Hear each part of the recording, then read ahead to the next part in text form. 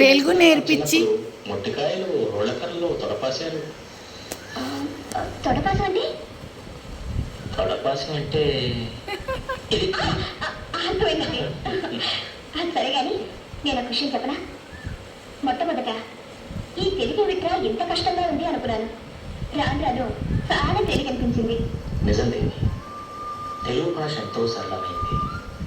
వినటానికి ఇంపుగా, మాట్లాడటానికి సొంపుగా, వ్రాయడానికి ముత్యాలు పేర్చినంత అందంగా ఉండేది తెలుగు భాష. ఏమిటలా చూస్తున్నావు? మీరు తెలుగు మాట్లాడుతుంటే ఎంతసేపు అయినా వింటూ కూర్చోవాలనిపిస్తుంది. ఇది కరెక్ట్. కాదేవి, శోభన్ బాబు గారు తెలుగు సినిమాలలో చేసినటువంటి పర్ఫార్మెన్స్ తెలుగు ఇండస్ట్రీని ఒకప్పుడు ఫుల్ అదిగో.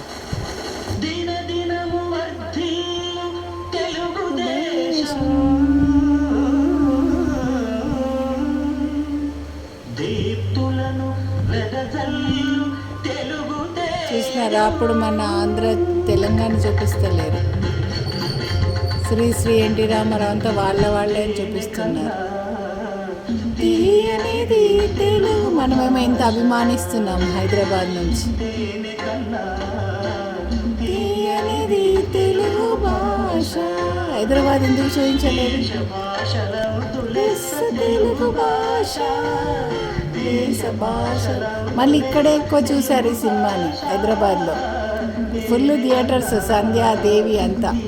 తెలంగాణ ఆంధ్ర అని తేడాలు పెట్టి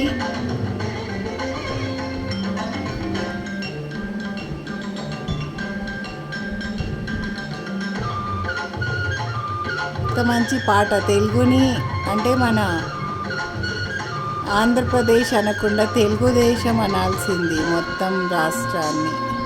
అప్పుడు ఈ ఆంధ్ర, రాయలసీమ, తెలంగాణ తేడా రాకపోయేది. ఈ జానపద గేయాలు ఇక్కడ కూడా ఉంటాయి కదా గ్రామాల్లో. చిన్నప్పుడు నేను వరి నాటేటప్పుడు చూసేదాన్ని మా పొలంలో.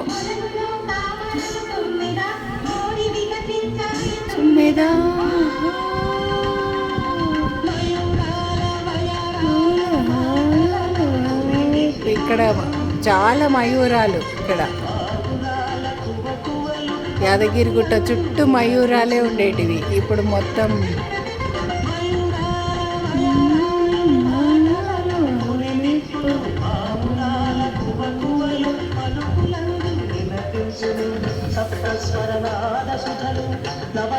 రామప్ప టెంపుల్, వరంగల్.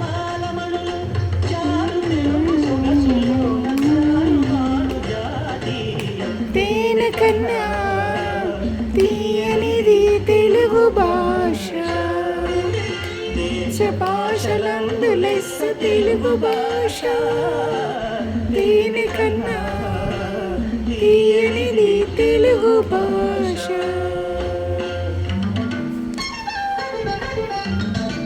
అంబిక నాట్యం పర్ఫార్మెన్స్ సూపర్.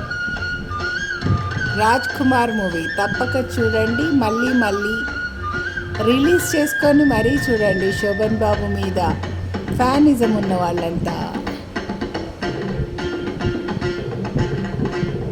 ఆనాటి హీరో శోభన్ బాబు. ఇప్పుడు అమరావతి గురించే కదా కొట్లాటలు.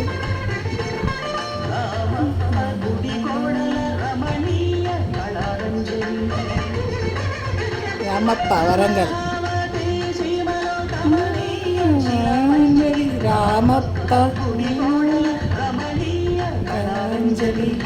రామప్ప వరంగల్. 1000 టెంపుల్.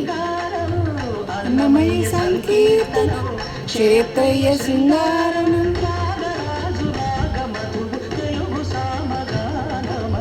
దీనికన్నా ముగ్గురు కవులు ఫేమస్సే.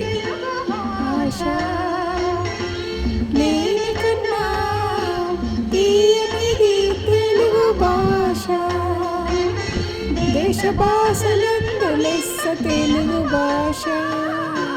దేనికన్నా తీయనిది తెలుగు భాష.